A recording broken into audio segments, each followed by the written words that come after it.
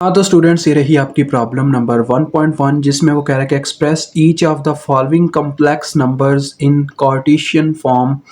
तो जो complex number आपको दिए गए हैं उनको हमने कार्टेशियन फॉर्म में प्रेजेंट करना है।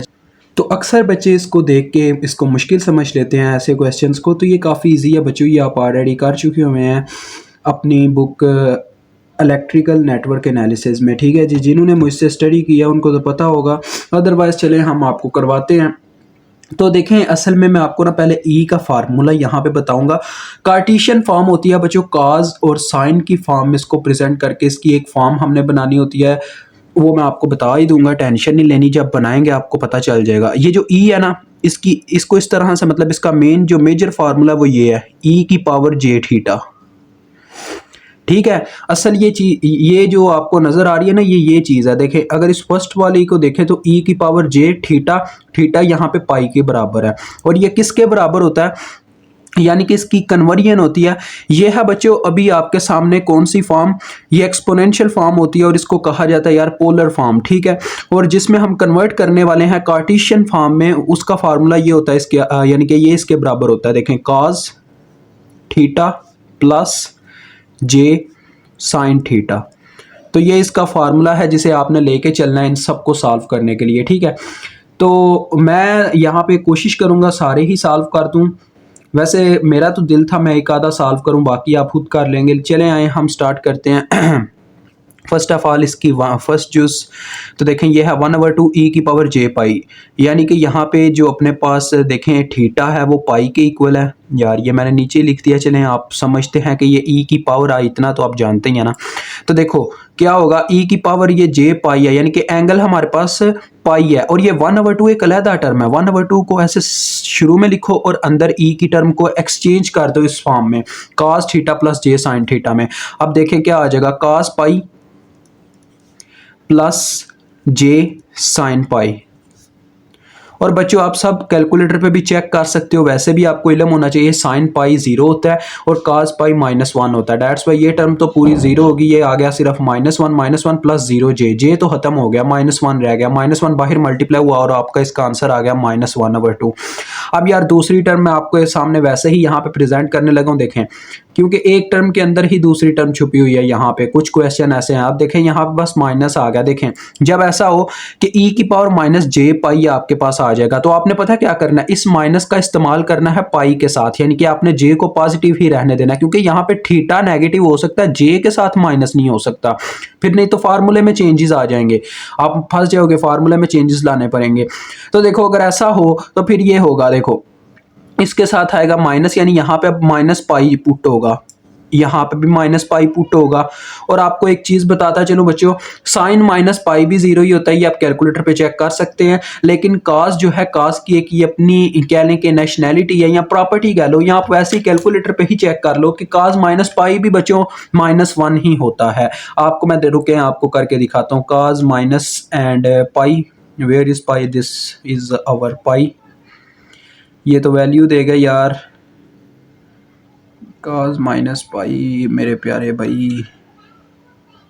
एक ये बहुत यार यहाँ पे मसले होते हैं कि हमें एंगल वगैरह जो है ना यहाँ पे, हाँ जी बच्चों ये मुझे समझ आ गई है मेरे कैलकुलेटर का क्या मसला था। मेरा कैलकुलेटर रेडियन फॉर्म में नहीं था, तो ये रेडियन फॉर्म ना अक्सर कभी कभार कैलकुलेटर्स में मसला करती है। किसी कैलकुलेटर में जिनका कोई ये वाला मसला आ रहा हो ना, जो मेरा आ रहा था, यहाँ पे 0.999 ऐसे वैल्यू आ रही थी, मुझे चाहिए इस फॉर्म में, मुझे इस फॉर्म में नहीं चाहिए यार, इशारिये की फॉर्म में नहीं चाहिए मुझे आंसर, मुझे यहाँ पे डायरेक्ट आंसर मतलब कि एग्जैक्ट वैल्यू चाहिए, तो अप्रॉक्सीमेशन नहीं हमें चाहिए। उसके लिए आपने पता है क्या करना है, ये देखिए कैलकुलेटर ऑन आपने करना है, शिफ्ट साथ में ये मोड की आपने एंटर करनी है। ये देखें चौथे नंबर पे आपका रेडियन होगा, 4 आप जब पुट करोगे रेडियन में चला जाएगा, अब आपको एग्जैक्ट की मिलेगी। ठीक है, तो देखो ये आपके सामने करने लगूं, cos माइनस पाई, ये देखें ये मैंने पुट किया, -1 ही मिल रहा है, वही आंसर जो हमें cos पाई दे रहा था।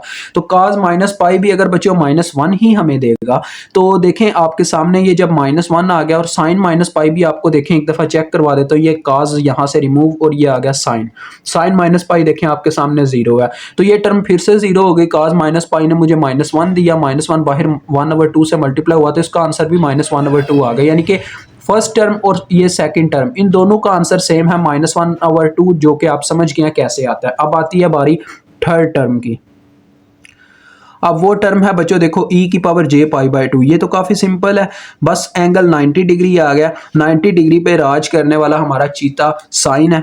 तो चलें देखते हैं जी, ये तो डायरेक्ट j थीटा की फॉर्म है ना, यानी कि बाहर कोई टर्म नहीं है, cos आ जाएगा cos π/2 प्लस j sin π/2।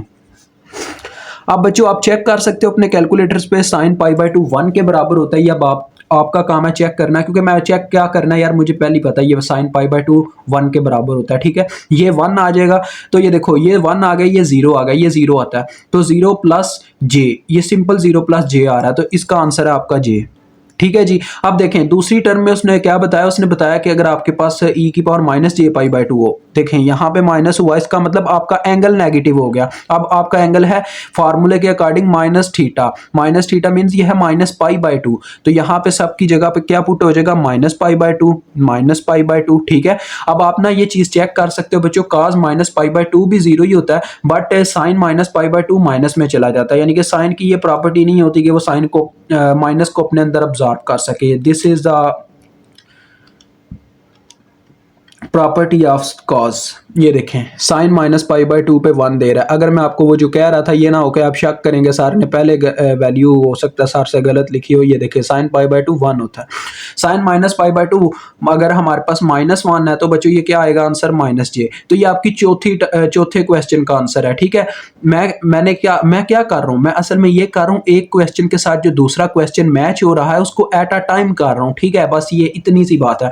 अब देखें इसके बाद ये वाली टर्म आती है, ये शायद आपका 5वां क्वेश्चन बनता है जी, बिल्कुल। तो ये 5वां क्वेश्चन है, e की पावर j 5 π/2। तो यार सिंपल है, देखें वही टर्म है जो हमने पहले किया, बस क्या आ जाएगा, देखें cos 5 π/2 प्लस j sin 5 π/2, ये आपके पास आ गया। अब इसको ट्राई करते हैं अपने कैलकुलेटर पे।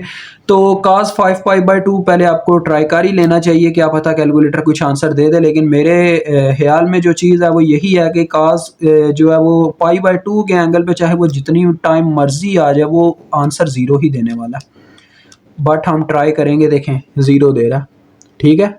अब इसको करते हैं साइन, मिट जा सिम, तो आ जा मेरे प्यारे भाई साइन, तो देखें ये 1 मिल रहा है, यानी इसका आंसर भी हमें j ही मिलने वाला है, तो ये आ जाएगा बच्चों डायरेक्ट j, ठीक है। तो ये भी आपका आंसर आ चुका है। अब हम नेक्स्ट क्वेश्चन पे मूव करें अगर इसके, तो उसके बाद आता है √2 e की पावर j π/4। तो ये भी आप यार इससे वाकिफ़ हो गए, ये 6वां क्वेश्चन बनता है इसका। तो देखें e की पावर है √2 है शुरू में, और e की पावर है j π/4, यानी कि यहाँ पे एंगल की वैल्यू π/4 है थीटा की, तो √2 तो बाहर मल्टीप्लाई होने वाली टर्म ऐसे आ गई, ठीक है। अब देखिएगा ज़रा गौर कीजिएगा, cos ऑफ π/4 आ जाएगा पहले नंबर पे, यानी cos theta plus j sin theta, मतलब कि j sin π/4।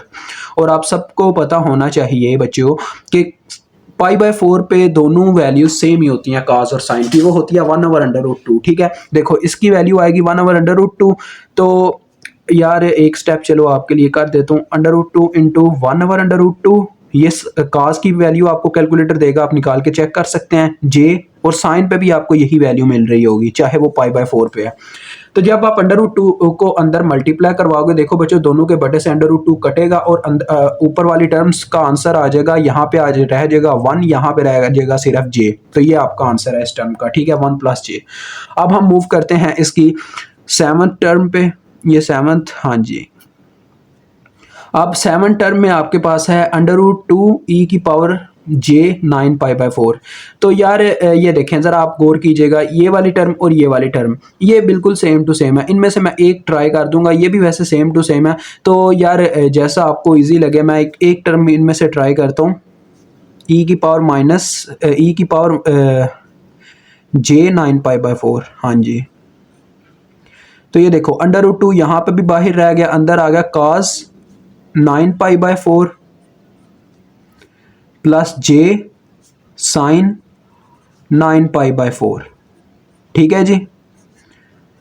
اب آپ کو یہ بس اتنا چیک کرنا ہے کہ کیا سائن اور کاز 9π/4 پہ بھی یہی آنسر دیتے ہیں جو ابھی ہم نے چیک کیا ہے. تو چیک کرتے ہیں پہلے نمبر پہ کاز 9π/4.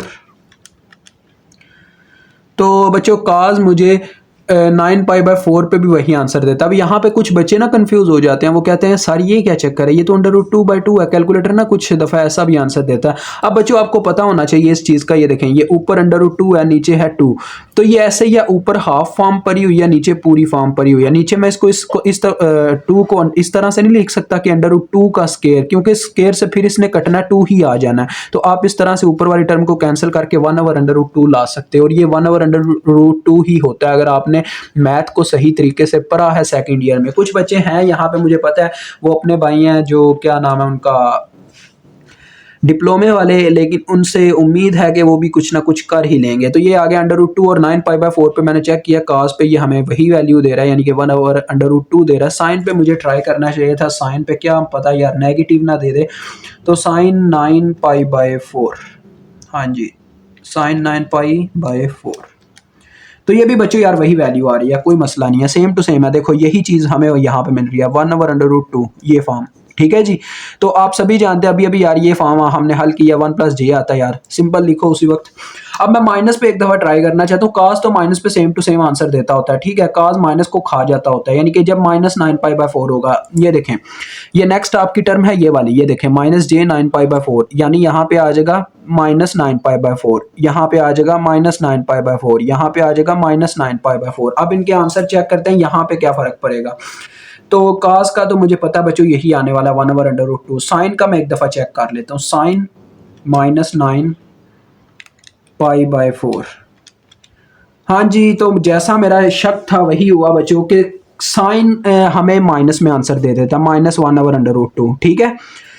کاز یہی آنسر دیتا ہے -9π/4 پہ, بٹ جو اپنا سائن ہے وہ ہمیں -1/√2 دیتا ہے. تو اس سے دیکھو کیا فرق پڑے گا, یہ آ جائے گا -j. جب ہم مطلب اس کو حل کریں گے, دیکھیں √2 سے گیا, یہاں پہ بھی √2 سے جائے گا, اور یہاں پہ رہ جائے گا j اور انٹو -1, اور اس -1 سے j جو ہے اپنا مائنس میں چلا جائے گا, ٹھیک ہے. تو لہٰذا یہ آ جائے گا 1 - j, ٹھیک ہے جی. اب یار یہ لاسٹ آپ کر سکتے ہو, لاسٹ میں آپ کو پہلے ہی آئیڈینٹیفائی کر کے دے رہا ہوں, لاسٹ والے کا سیم ٹو سیم یہی آنسر آنے والا بچوں, ٹھیک ہے, 1 - j. بس آپ نے کیا کرنا ہے, تھیٹا کی جگہ π/4 رکھنا ہے, -π/4 سوری. تو وہ یہ علیحدہ چیز تھی کہ 9 سے ملٹیپلائی ہو کے ہو رہا تھا 9 یار, بس اس کا ایک ملٹیپل فارم ہے, اس سے کوئی فرق نہیں پڑتا, ٹھیک ہے. تو امید ہے آپ کو سمجھ آ گئی ہوگی. کمنٹ سیکشن میں لازمی بتا کے جائیے گا اس ویڈیو نے آپ کی ہماری طرف سے کتنی ہیلپ کی. تو ابھی تک کے لیے اتنا ہی, خدا حافظ.